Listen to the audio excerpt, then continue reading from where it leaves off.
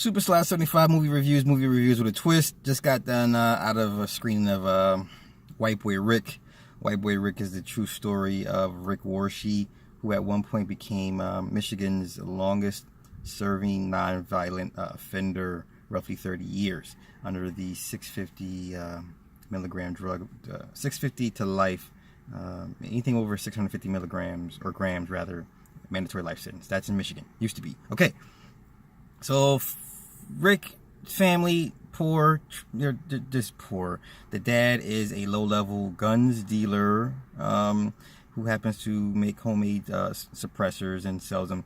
So what ends up happening is a drug dealer uses one of Rick's senior's weapons to kill somebody, and the cops have the gun. They traced it back to a licensed gun dealer, which is his dad. So they kind of force Rick's hand into becoming to work for them to set up controlled buys.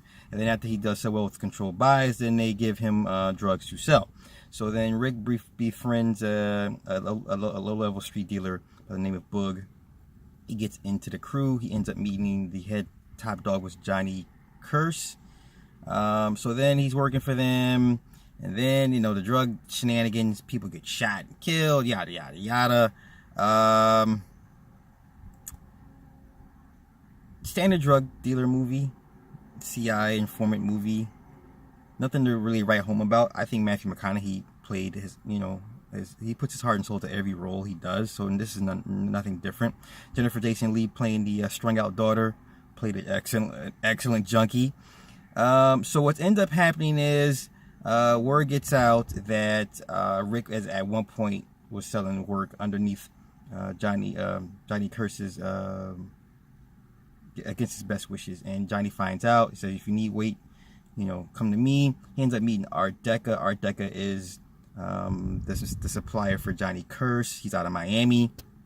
So at one point during the fight, they go to Vegas for the Tommy Hearns Hagler fight. Deca says, if you ever need something, come to me, whatever, because he thinks he's Jewish because he bought the chain with the 6-pointed star. So he automatically thought he was a Jew. So he, it's like he opened the doors for him, whatever the case may be, if you ever need help. So then Rick goes to meet Dawn because Dawn had left the house. She's strung out. She goes to be with her boyfriend. They meet up at a diner. What ends up happening is someone steals the car that Rick drove in, his grandfather's car. Him and his sister get to shooting at the car. They get arrested. And so now the cops, let the sister walk, and then they drop the charges against Rick. And so pretty much Rick is back under the auspices of the cops. And so then what ends up happening is there's a snitch somewhere, an FBI informant, because the feds and the state, or the Michigan PD are working, or narcotics are working hand in hand to bring down Johnny Curse, because Johnny Curse ends up marrying the mayor's niece. Her name is Kathy, I believe. Okay, so they're all in cahoots.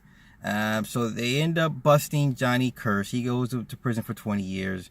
Rick and his dad come to a meeting of the minds. Rick is tired of living poor. He wants to move up in status of the class. He wants to make more money. Dad reluctantly, agrees to help him do the drug thing. So then Rick's doing the drugs. He's moving up as major little kingpin. He's known as White Boy Rick all over the town. He ends up sleeping with Johnny's wife, Kathy. Okay.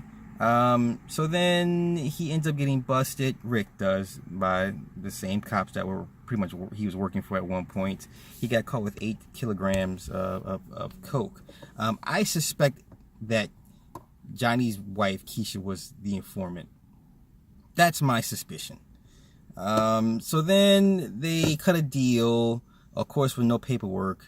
The feds leave Rick out to dry. So then they bust everybody, the crooked cops, the rest of the crew, the mayor's brother-in-law gets arrested as well. And so then it's time for Rick's sentencing, and Rick gets sentenced to life in prison under the 650 to life rule. Of course, the Rick Sr., Matthew McConaughey's the character, he's highly upset because basically the Fed screwed him over. So then the last part of the film, also subsequently Rick has a child with a former classmate, whatever the case may be. So then the last part of the film is basically Rick adjusting to life as a lifer in prison.